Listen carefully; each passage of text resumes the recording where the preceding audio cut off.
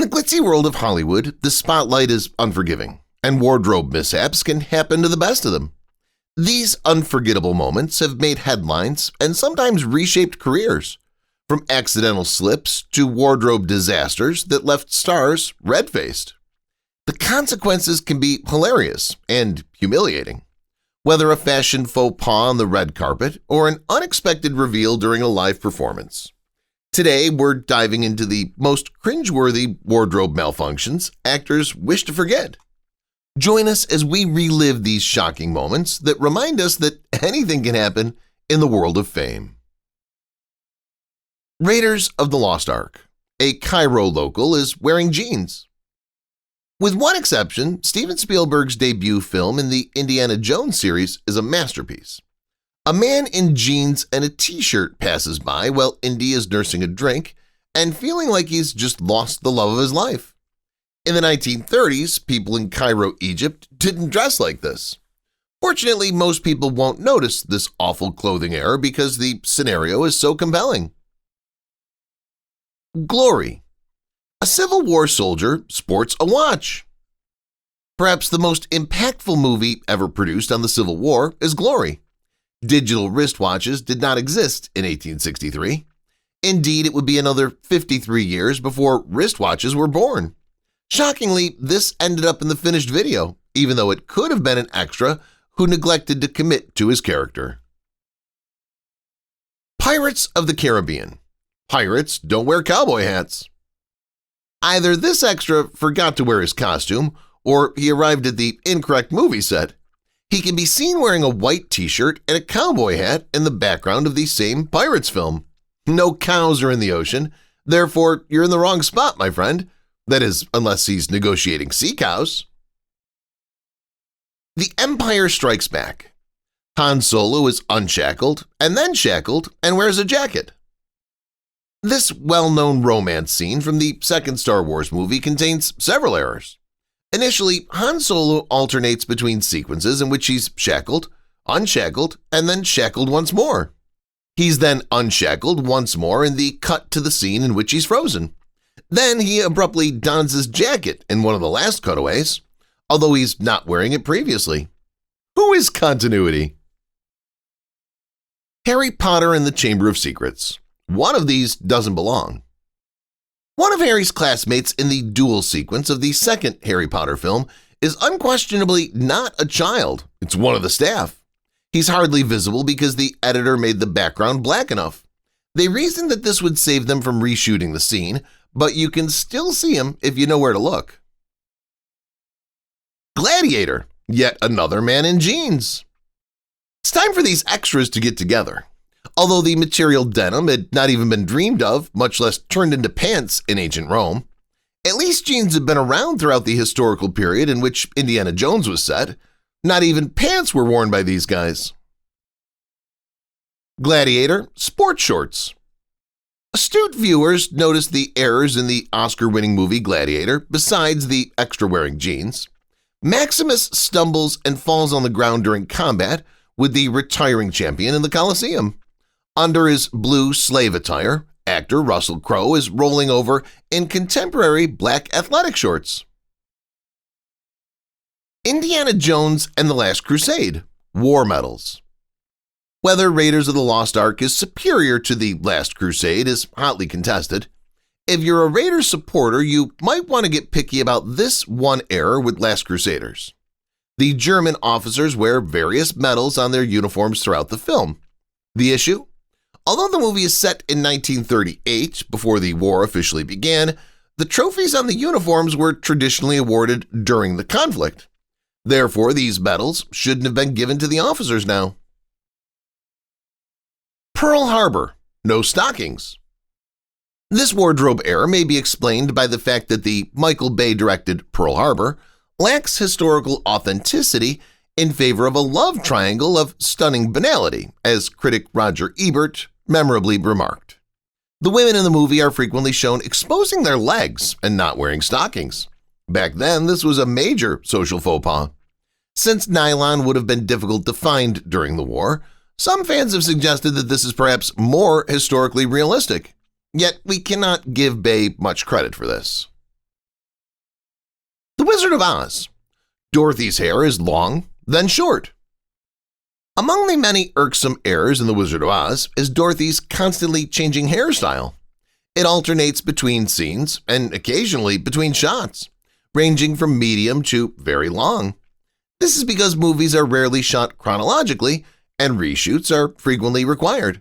However, the actress must have the same hairstyle throughout filming in the modern era.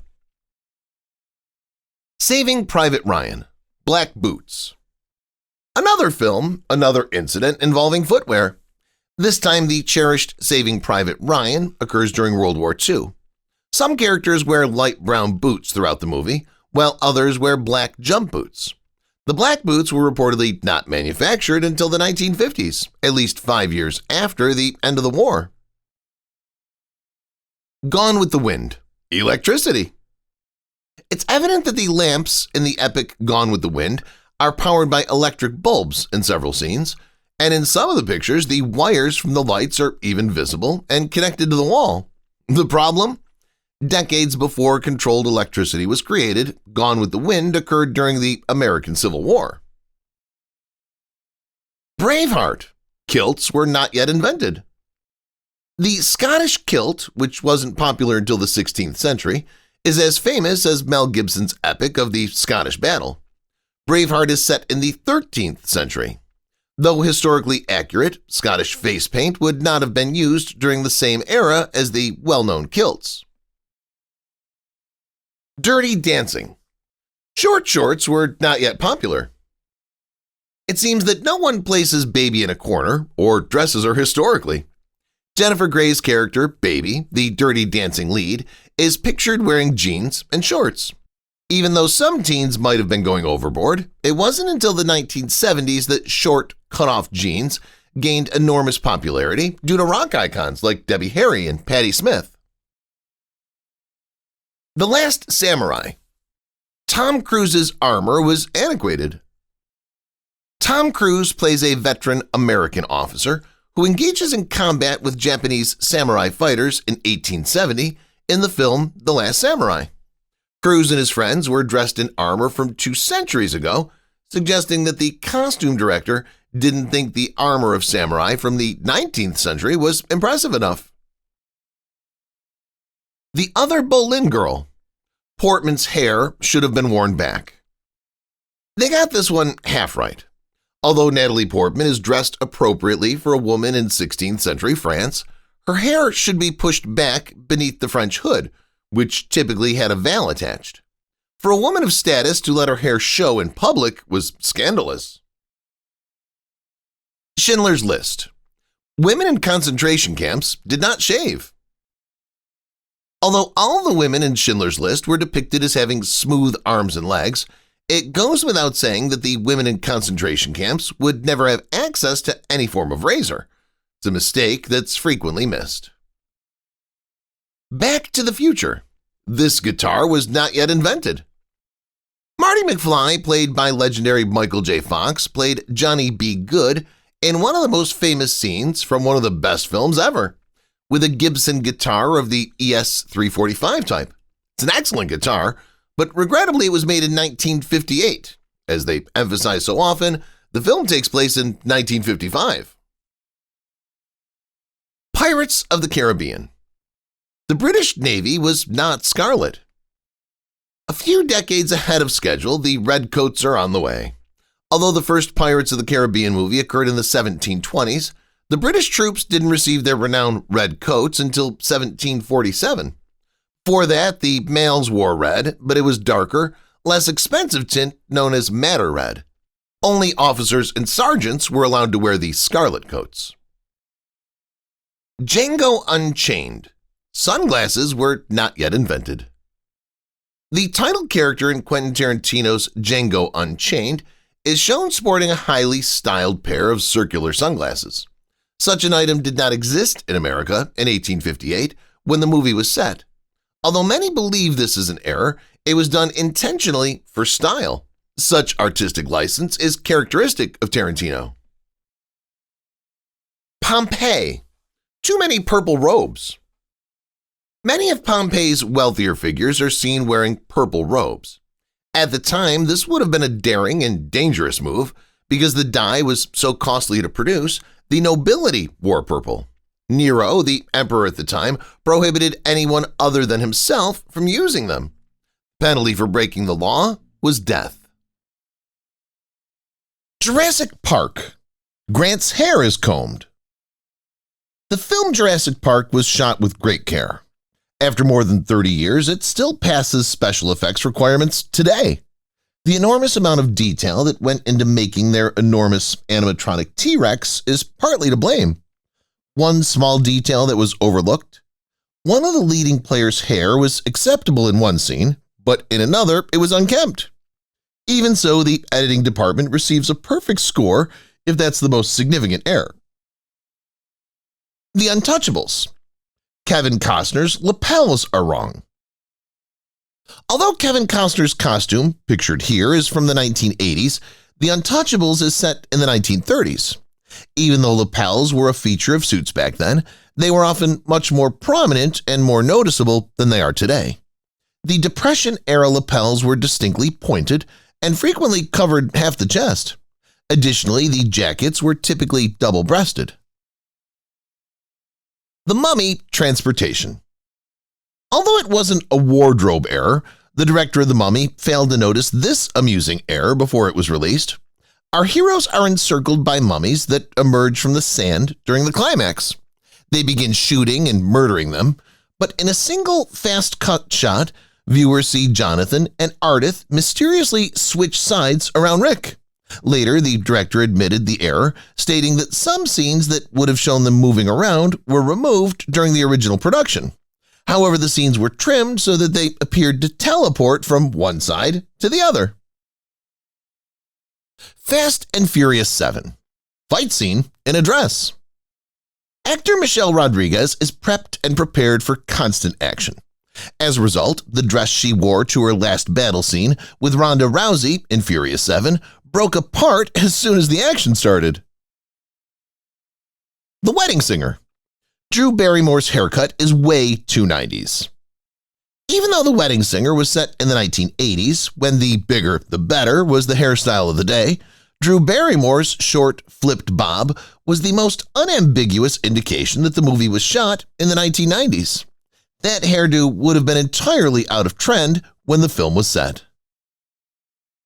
Troy. Orlando adjusts his tunic. Orlando, we see you.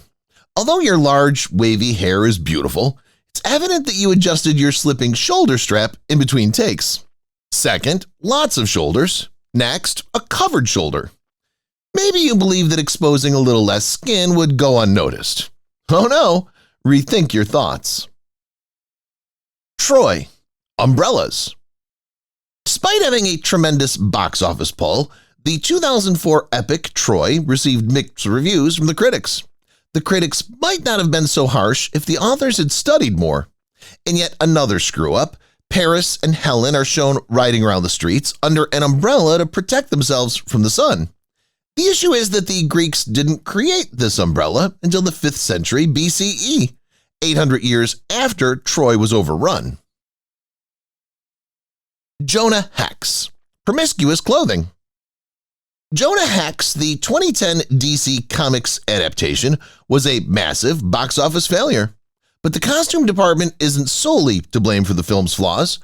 Although Lila Black, Megan Fox's prostitute role, may have been dressed like we might expect a prostitute to, her revealing corset was not at all like what women of that era wore, even in her profession.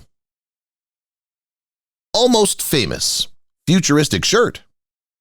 There aren't many issues with Cameron Crowe's highly regarded and adored picture, Almost Famous, which tells the tale of a young writer who tours with a fictional band in the 1970s.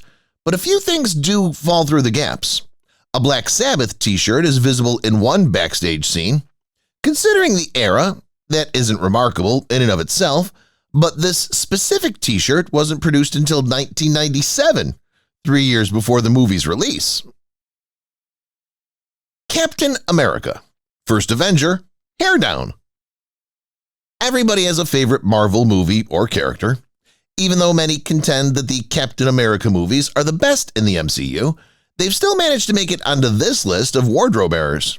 Several people complain about Haley Atwell's character, Peggy Carter, from the first Avenger. Women in the armed services would have been expected to wear their hair up in uniform at all times, even though it was entirely normal for them to wear their hair down. Pride and Prejudice, rubber boots. An A-list ensemble and powerful performances, especially from Keira Knightley in an Oscar-nominated role, made the highly regarded 2005 Pride and Prejudice, another adaptation of a well-known Jane Austen novel, a must-see. But not everything was perfect, particularly about the character's rubber footwear.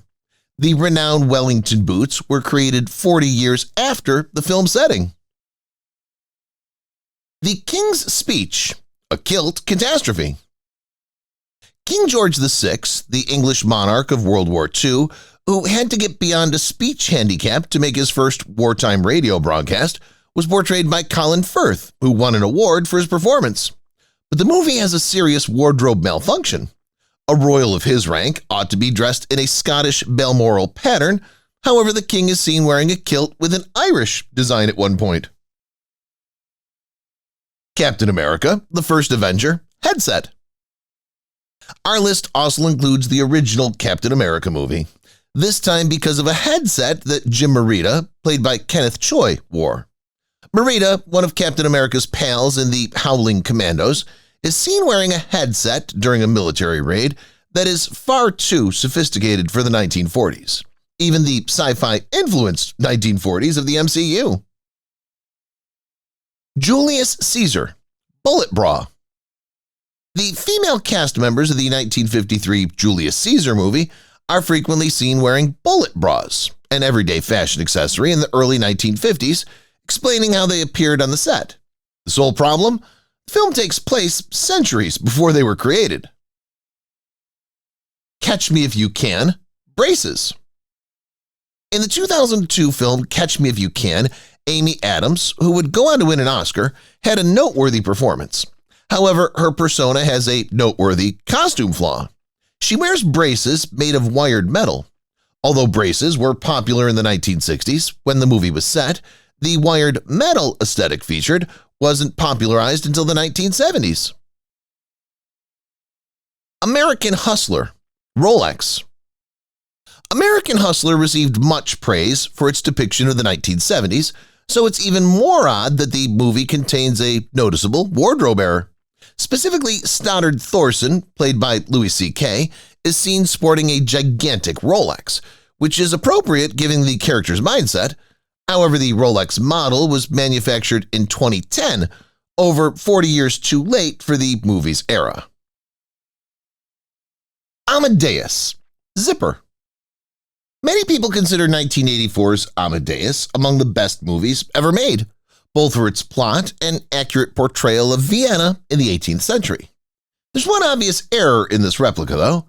Zippers, which weren't created until 1930, around 60 years after the movie was set, which prominently featured on several of the movie's well-known outfits. My Girl, mood ring. My Girl, released in 1991, is a heartbreaking movie for people of a particular age. It has a clear historical anachronism for those who can get past their sorrow over Macaulay Culkin's character's demise. In particular, Anna Chlumsky's character, Vada's mood ring, functions as a story factor. But it wasn't until 1975, 2 years after the 1973 setting of the movie, that mood rings were released. Gangs of New York, firefighters. It's very perplexing that firefighters in Martin Scorsese's 2002 epic, Gangs of New York, are depicted at one point wearing relatively modern firefighting gear and uniforms, given that the movie is set in the 1800s New York. We can only presume that it was done for security. Singin' in the Rain, pink dress. Kathy Selden, Debbie Reynolds, is shown in a pink dress with a tulle skirt in one of the most iconic scenes from 1952's Singin' in the Rain. The style would have been entirely out of place in the 1920s when the movie was set, but it was perfectly acceptable for the 1950s. The color purple, clip-on tie. The Color Purple is the next movie on our list that exhibits another temporal anomaly. The 1983 movie was set in 1916. Problem? Throughout the movie, Albert, played by Danny Glover, wears a clip-on tie, which wasn't created until 1928. Pretty Woman, Edward's tie. One of the most significant scenes of Pretty Woman, Edward, Richard Gere, has his tie undone by Vivian, played by Julia Roberts. The only problem is that his tie is knotted once more in the following frame, and then untied again. It was undoubtedly not a great day for the set continuity manager. Legends of the Fall, Brad's hair. Brad Pitt is in full 1990s heartthrob mode in the epic 1994 movie Legends of the Fall. He has long hair, facial stubbles from the 1960s, and a 5 o'clock shadow. Sole problem? None of those styles would have been worn by a respectable man in 1910. Undoubtedly, historical truth was subordinated to the sensibility of the film's production. Biscuit, strapped helmet. Tobey Maguire played John Red Pollard, the jockey who rode the title horse to victory during the Great Depression in the historical drama Biscuit. Let's just say that each has many horse racing sequences. Problem? In these moments, Maguire and other riders wear helmets with chin straps.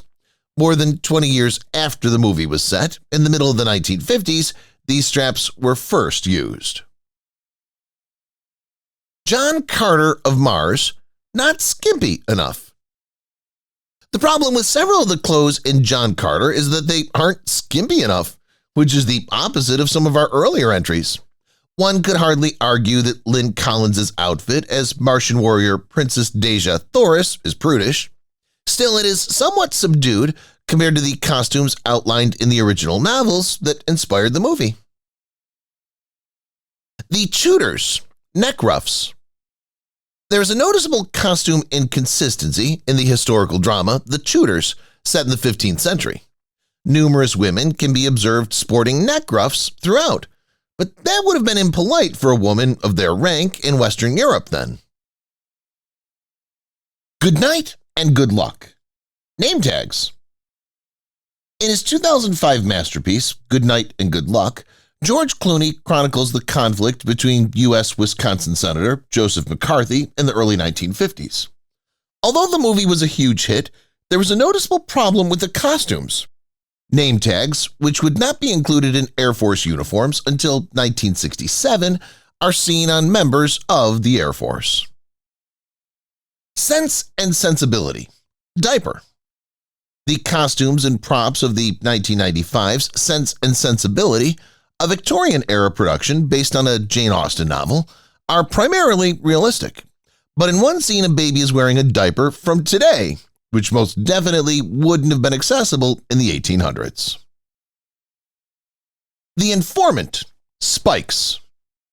The Informant, 2009, relates the tale of financial whistleblower Mark Whitaker, who between 1992 and 1994 infamously revealed a plot to control the price of lysine, a scenario where multiple individuals are seen playing golf while sporting Nike golf spikes is where the costume problem arises. The problem? It wasn't until 1996 that Nike began manufacturing golf spikes. If you've watched the video till here, that means you've enjoyed the video. Subscribe. Don't forget to turn on the notifications bell icon